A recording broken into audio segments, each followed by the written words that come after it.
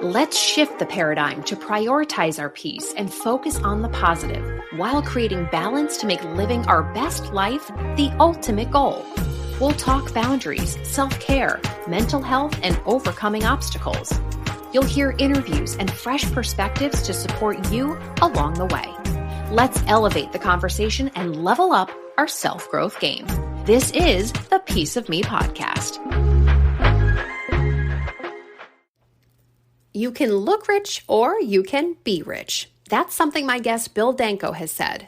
Last week on the podcast, Bill joined me to talk about a book you've probably seen on the shelf in a bookstore, or maybe you've even read it. He co-authored the New York Times best-selling book, The Millionaire Next Door with Tom Stanley. Money seems to be one of those topics that people are so curious about, but afraid to actually talk about. And what does a millionaire's life even look like? Are they driving luxury vehicles? Do they live in the big house on your block, or do they belong to the country club? What habits do they have that have earned them this millionaire status? Hi, friends. I'm Lexy Lee. If you're new to the show, welcome. And if you're not, then welcome back. If you missed part one of my conversation with Bill, you'll want to go back and listen to last week's episode first. But in case you missed it, Bill Danko helped conduct a research survey to better understand the habits and lifestyle of the wealthy. So, can we see wealth by all the things someone owns? Are the wealthy just born that way? And more importantly, if you weren't born with a silver spoon, can you be a millionaire? I had a lot of questions for Bill, which is why this episode is in two parts. I wanted him to answer all of your questions and mine and share the secret sauce of the millionaire mindset. And I'm going to give you a little spoiler alert. He says you should begin thinking bigger. But he also talks about giving back, helping others, gratitude, and maybe more importantly, finding happiness in life. So let's get back to the conversation and pick up where we left off. You know, that pressure of wanting to live a certain lifestyle. And, to your point of, you don't know when the clock is up. So for people who feel like they want to keep up with the Joneses and they want to enjoy their lives, or like you mentioned before with the father and the daughter at the table and wanting better for their children, how do people, they might think of, well, doing better is having a house twice the size as the one that I grew up in, or having a nicer car than my parents, or, maybe getting into a career and having a lot of student debt, but, that's the price that you pay for the education and, whatever it might be. How do they stay the track and live a frugal lifestyle that they can still enjoy while not feeling the pressure of keeping up with the Joneses, or, trying to live a good life and enjoy the time that they're here without getting into, the wrong path financially? Yeah. No, excellent question. It's about, you got to visualize how bad it really can be. I know my physician and he and I have had this conversation because, I took care of my quadriplegic brother and he says, not enough people understand how bad it can be. And therefore you should have the gratitude and joy of what you have, no matter what your level of income is. Because not everybody is going to be making so much money that they will be able to become a millionaire. They just won't in most careers.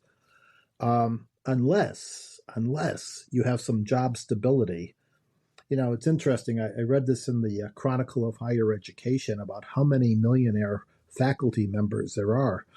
And you would think, well, how does a faculty member become so rich? I mean, it's, you don't have to be at Stanford, and do Google and all these other, wonderful, home run type activities.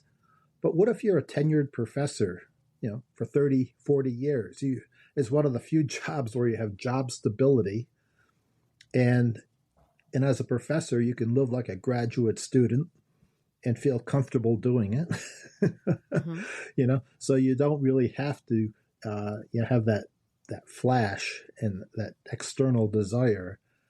And you find that just because you make those consistent contributions to your pension and over a 30-year period, voila, you're there. Okay. Or being a partner in a law firm, you can do that. Okay. So not everybody's going to hit the home run with that next new thing. You know, I interviewed an orthopedic surgeon because a lot of doctors do make a lot of money. But he says, Bill, I got to tell you one thing. I hate doing surgery. I said, oh, great. He says, but I'd like to invent devices where I can get royalties for improvements in the operating room. And he says, that's where his real joy of medicine comes in. You know, so he minimizes his time in operations, but maximizes it in terms of inventions. Mm-hmm. So you can reinvent yourself, saying, I have this knowledge, but man, it makes me uncomfortable to do the surgery. Mm-hmm. And I'm glad he admits that. But so you can have that so-called side gig. Not everybody wants to work for Grubhub or Uber or Lyft. I get it. I wouldn't either. I mean, some people do and like it, and that's fine. But you got to start thinking about things like renting billboards, getting storage units, mm-hmm. Getting that duplex, being a consistent investor in, as Professor McHale of Princeton would say, stick to index funds. And, you can do your homework on that. But he's a real advocate. And I'm an advocate of that too, quite frankly. It's hard to pick winners individually as to what stock is going to be the next new big thing. Mm-hmm. There's nothing wrong over time. If you look at the indexes, basically over the past 50 years, on average, making about 8% a year in the total stock market index. I mean, I'll take 8%. Absolutely. Especially with all the fluctuation. Yeah. So. And now, just even in talking to one of my sons about this, we're talking about the Vanguard Money Market Fund that's now a little over 5%. And that's just like a savings account. It's in your brokerage account, but it's 5% plus, and it's ready money. Mm-hmm. I mean, why wouldn't you do that? So you got to be an educated person about finances. You don't have to go off the deep end and say, I have to do whatever hedge funds do, or get into precious metals or cattle futures. I don't do any of that. I don't know a lot of millionaires who do that. I do know they invest in things like real estate, stocks, and bonds as the bread and butter. And now when you see money markets and treasury bills about 5%, that's as safe as it can get. Mm-hmm. All right. But again, I'm not giving financial advice. I'm just saying it doesn't have to be as complicated as many people fear that, I don't know. Well, you probably don't know on any individual investment, but if you stick with indexes and read Random Walk Down Wall Street, you'll get a real and read The Millionaire Next Door. Absolutely. And read Richer Than a Millionaire. Right. And I'm gonna list your books in the show notes of this episode below. So if people are driving as they listen to this, don't worry. You can just reference the notes to find the books. But but you bring up a couple other points too. You did mention before, if you are trying to buy the fancy car, the fancy house, the golf club membership, whatever it is, you are kind of putting on a show for other people. And you said those people don't really care what you're doing anyway. So don't feel like you have to have this pressure to keep up with the Joneses because, and plus you're the one at the end of the day that has to pay the bill. So it's not them that you're trying to impress. They're not paying your bill for your Mercedes or whatever. So it's just more reason to, there's nothing wrong with living frugally. And I loved your point about, allowing someone else, like you said, the gift of depreciation and not buying, let's say, necessarily a brand new car, because let the depreciation happen more with the previous owner if you're buying it used. I thought that was such a great point. Yeah. And it's just an accumulation of simple acts like that tend to be very beneficial to your financial stability. Look, as a marketing professor, For 31 years, I was a professor. And when I taught topics like advertising and how to influence people and how to extract money from them so they'll buy your product or service, I mean, that's exactly what it's all about. Saying, well, yeah, I guess if you're selling something that's valuable and worthwhile, that's a good use of marketing. But what's happened in our culture is we've become so consumer oriented. We have become so, I need the new thing. You don't need the newest new of everything. You don't, unless it breaks, of course. What's wrong with my wife drives a 2008 Volvo. It's great. I drive a 2016 Subaru. I used to have the Mercedes, and I was pretty cool,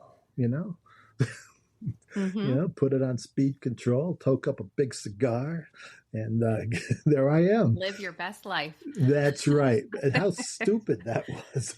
Well, especially now with the gas prices, right? I mean, premium is like $4.50 or $5 a gallon. Right. And exactly. You need premium gas for the Mercedes and regular gas for the Subaru and the Volvo. But anyway, I could be a car salesman, I guess.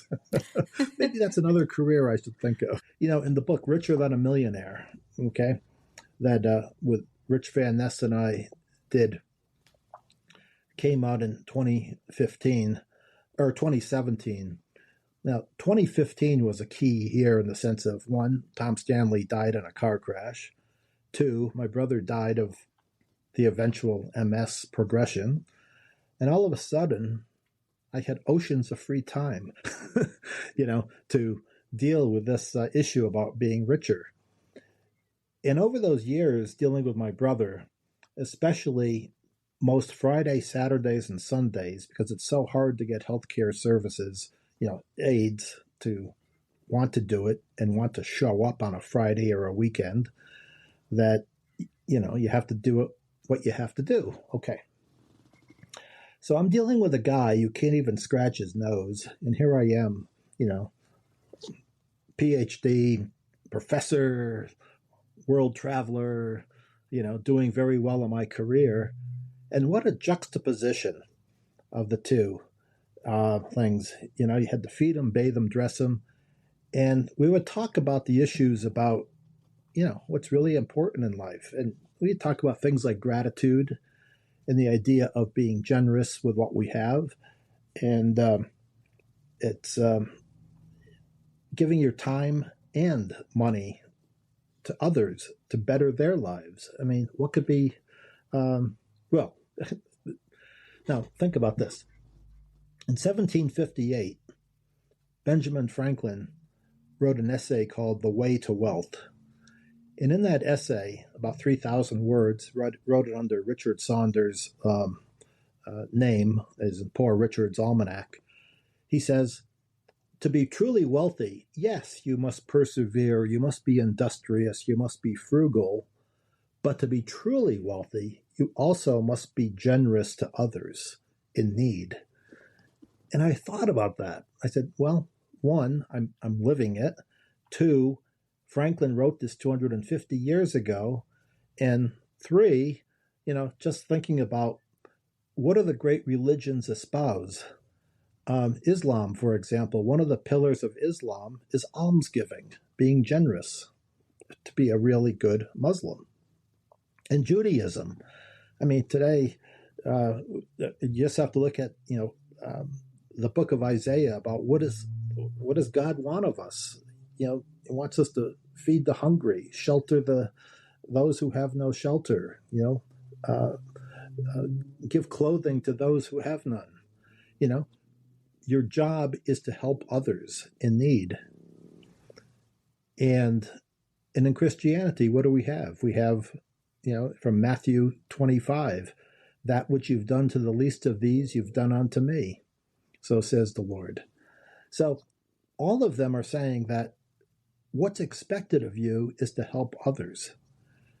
And in my introductory remarks, I indicated what we have is the choice of, Do we spend more on ourselves? Do we give it to our kids? Do we die with a big tax bill? Or do we give it away?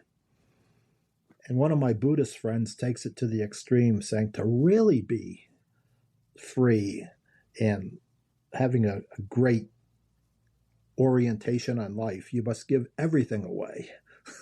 I'm not going to bring it to that extreme, but I get it. We get so bogged down with our life in this material world that we're missing what is really important. And what's important is, how can you better the lives of others and in your society? Viktor Frankl, who wrote Man's Search for Meaning, he survived Auschwitz concentration camp, and he was a psychiatrist who wrote after his release from Auschwitz. Viktor Frankl says, "Don't aim at success. The more you aim at it and make it a target, the more you are going to miss it. For success, like happiness, cannot be pursued, it must ensue, and it only does so as the unintended side effect of one's personal dedication to a cause greater than oneself." Having a purpose greater than yourself. I haven't read the book yet, but I follow the work of Arthur C. Brooks. He just wrote a book that came out with his co-author is Oprah Winfrey. Okay, so it's gonna be a number one bestseller. He just came out, I think, this week. I forgot the title of it, but it's about true happiness. And I saw an interview of him, and he said, there are 4 things you need for true happiness. I said, boy, this is really consistent with my research. He says you have to have a faith in something larger than yourself, having a God in your life. And which God will it be? A measly God like a new car, or a real God that's superseding you. You have to have stability in your family. How can you be productive without having stability if you're worrying about all the other stuff, like you're in debt, you're getting a divorce, you have ill health? I mean, all these things can weigh on anybody. I get it. You want to minimize the things you can control. You have to have a circle of friends that you can talk to, not just 1,000 friends on the internet, but a circle of friends that you can actually confide with, go to lunch with, discuss topics. All right. And you have to have a job or an occupation that is fulfilling that mission of, does it really contribute to the welfare of society, or is it just about me? Right. So when Arthur Brooks, in his interview, he teaches at Harvard, he says, this is the answer. Well, what we found in Richer Than a Millionaire, when we look at this, does it really matter if you're generous in helping others? There's a scale in the psychology literature called subjective well-being, SWB, developed by Professor Ed Diener. And we use it in the book, Richer Than a Millionaire. It's a 35-point scale. There's 5 statements, 7 categories for each statement that you can respond to. And the point is, the higher you score, the more satisfied you are with your life. And I score very high, I must say. The scale is in the book. It's about, have you achieved what you want to achieve? With your understanding of, what you're able to do, are you satisfied? Do you have the gratitude that you've made it, and you honestly can say, okay, I've done what I can do. I can now sleep in peace instead of worrying and having anxiety.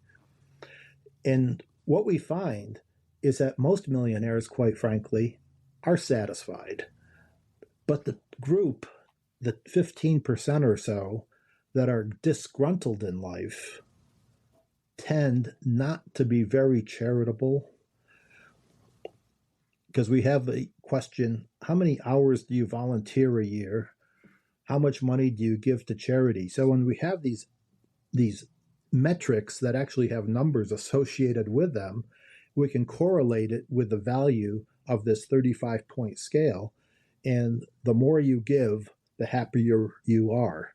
Well, this is exactly what Professor Brooks says, and Oprah agrees, I'm sure, in this book, although I haven't read it yet. But it seems intriguing that there's just too much evidence to say that we're going in the wrong direction. We have to have, my goodness, we have to look at things like what's going on in our society, the decorum in the U.S. Senate. My gosh. Whatever happened to dress codes?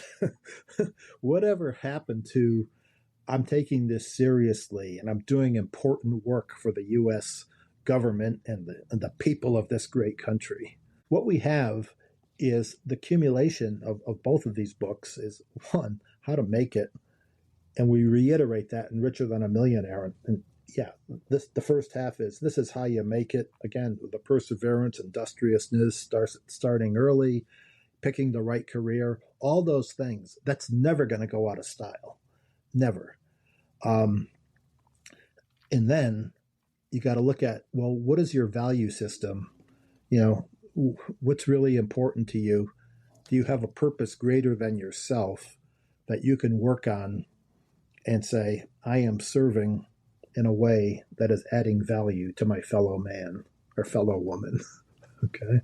I've heard that too, even with volunteer. I've heard people, and I think it's true, you do feel really good about yourself and when you help other people, whether it's through a charitable contribution or through your own time.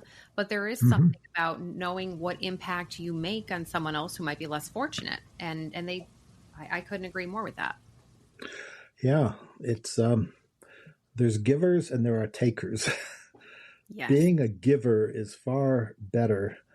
And in fact, again, Earl Nightingale from the 1950s, he has a book, but it was also a CD that was created. It's called The Strangest Secret. But one of the metaphors he uses in that speech or presentation is, he says, how ridiculous would it be to say to the wood-burning stove, give me heat, then I will give you wood. Because people have it backwards when they say, I deserve this, and then maybe I'll help you. No, you got to be a giver, stoke the flame, enjoy the heat. I think that people are going to be really surprised to hear, just something simple like saving 20% and being consistent with your investing and being consistent with your savings, that people think, well, you know what? I'm not a doctor. I didn't become a lawyer, and, maybe, I am middle class or blue collar or even white collar. I'm never going to get there. I have all this student loan debt or whatever it is. They might be on a different path and they might feel there's no opportunity to become their own millionaire. Yeah. So. A couple of years ago, I had the opportunity to give a presentation at Walter Reed Medical Center. And I said to my sponsor, are you sure you want me? Yeah, I want you to talk about money to our injured soldiers and sailors. How do I explain why I'm here? And I explained to them, I said, look, my father got out of World War II with a 70% disability and died subsequently a few years later. But one of the things he did was he made sure that his family had an insurance policy on the mortgage of the house. And so therefore, his widow, my mother, didn't have that burden. That kind of foresight was necessary. Now, each of these soldiers and sailors and airmen who suffered horrific disabilities are going to get a lump sum, and then they're going to get a monthly stipend, for the rest of their life. And that's wonderful. And the one of the physicians at Walter Reed said, try to convince them with that lump sum not to go buy a Cadillac Escalade or just blow it.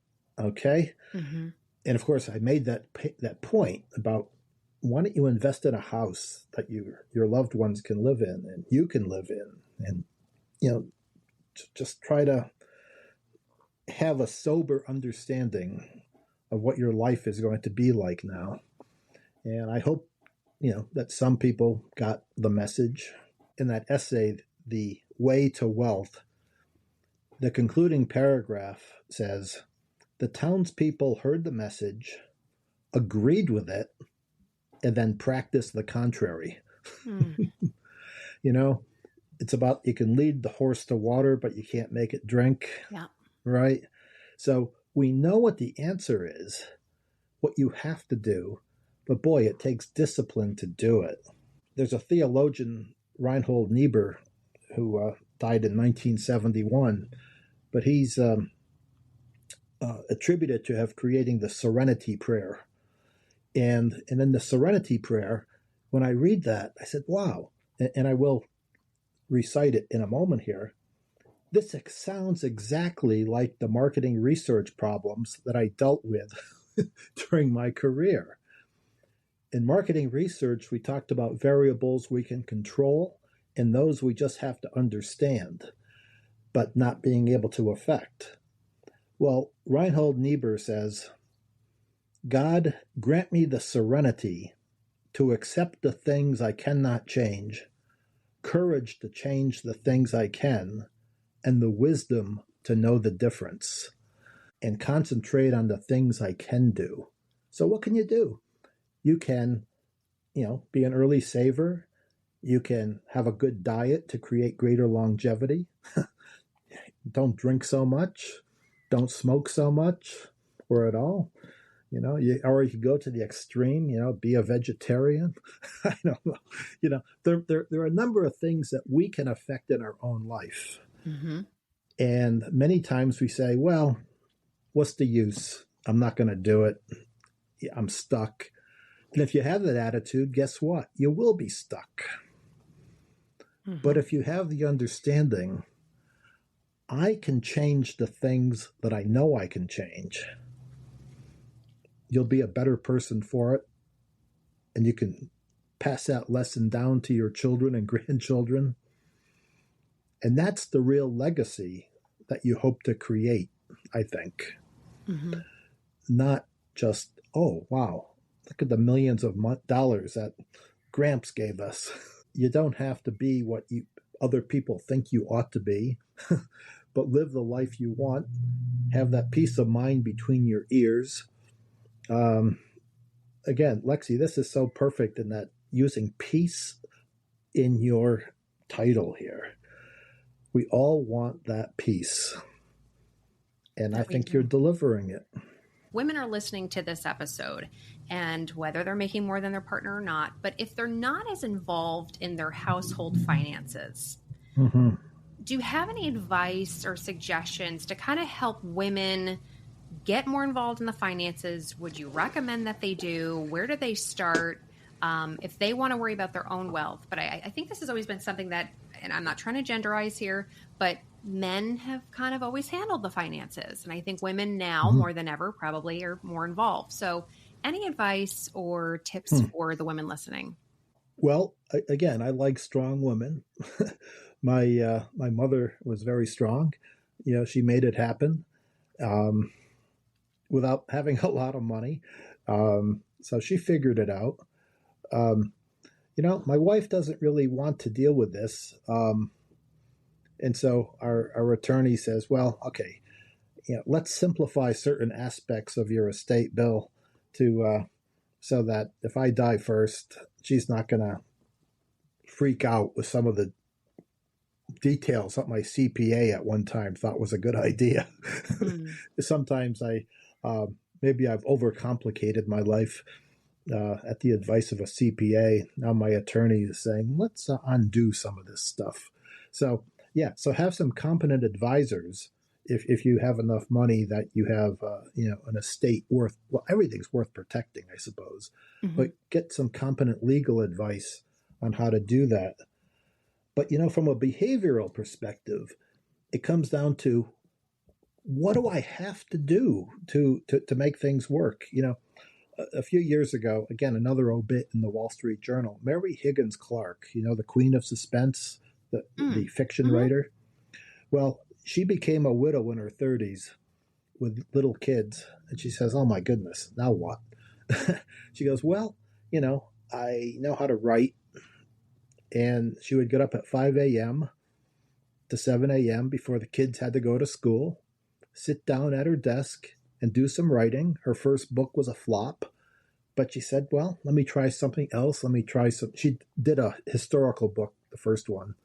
And all the other stuff that she's done was fiction, romance, and hundreds of millions of copies sold. God bless her.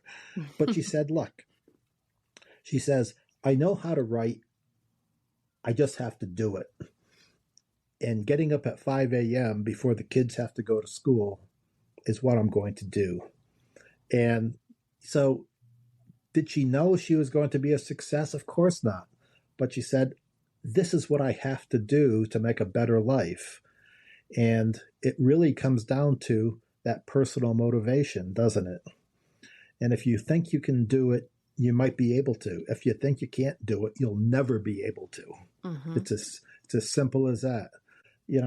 Divorce, of course, disrupts lives. You may have seen commercials from attorneys saying marriage is grand, divorce is 20 grand. Mm-hmm. It goes in that proportion. Anybody who's been through or knows anybody who's been divorced knows the emotional toll and the financial toll that it takes. So, try not to make precipitous decisions in entering marriage or exiting marriage. You're making contractual obligations here, quite frankly. Mm-hmm. All right. And so, but I'm all in favor of having both spouses partake and participate in the financial planning of the household. Mm-hmm. And in fact, when you look at in Richer Than a Millionaire, we have a section on the importance of an intact family in building wealth. It's critical because, if you don't have the intact family, you have, a lot of distractions going on and a lot of leaks in your boat that is sucking out money. So at least if you're going in the same direction and building a future together, you're probably going to succeed. In fact, we find that most millionaire households are from married households, It's only about 20% have the inherited wealth that we talked about, and 80% saying, we have a small business, we're entrepreneurial, we're going to save, we're going to make this work. Now, do all entrepreneurs become successful? No. But if you pick the right occupation, and what does Earl Nightingale say about that? There are no bad occupations. If you put your heart and soul into doing the best job you can and be the best you can in that field, it can be done. I read some material from the Navy SEALs, and they have a life and death situation on their hands on a regular basis. And they said there are three things we do anytime we're on a mission. We assess the problem, we adapt our resources, and we act decisively. So the 3 A's: assess your problems, adapt your resources to meet the needs of that problem, and then execute it without hesitation, saying, I got to get this job done. Because if you don't, it could be fatal. Right. And if you do get it done, you live another day. Now, that seems pretty extreme, but that's what it really comes down to. When you find yourself in you're mired in indecision, nothing will ever get done. So you got to, make that decision, go forth. It could be wrong, then you cut your losses. But, generally, that's how it's done. Yeah. Especially with finances, too, to your point, it's, you mentioned discipline earlier, and make a plan. Don't shy away from it, because I think a lot of people, too, if they have an issue with money or they're not sure, they just would rather put it under the rug and not face it than, get involved and look at maybe how good or bad the finances might be. They don't want to tackle it. They would just want to hide it. I mean, one of the key things, if you listen to any of the business talking heads on TV, they say you got to get emotions out of your financial decision making. Yes. And I mean, right now, these are pretty turbulent times. Mm-hmm. You say, my gosh, when's this? I remember was 2008. Again, that was many years ago, but I was looking at my portfolio. I said, my gosh, when's this going to end? It's like trying to catch a falling knife. When do I, when do I say enough is enough? But the point is, I didn't do anything. And just being there and keeping those same investments, I'm way ahead of the game by doing nothing that would have been deleterious. And the same thing is happening now. In fact, I'm buying in this turmoil instead of saying, oh boy, this is no place to be. So you're taking action. Yeah. And I'll know in 10 years whether I was right or not. Absolutely. But yeah, you look at, you just make some rational decisions about, I like one of the financial pundits who says he only buys things that if you drop it on your foot, it'll hurt. So he's like into steel, cars, computers maybe, but not a lot of, not Bitcoin, not crypto, not NTFs, not, a lot of stuff that you can buy, which has no appeal to his particular outlook on finances. I'm someone who listens to financial podcasts, and I myself had been listening to Dave Ramsey.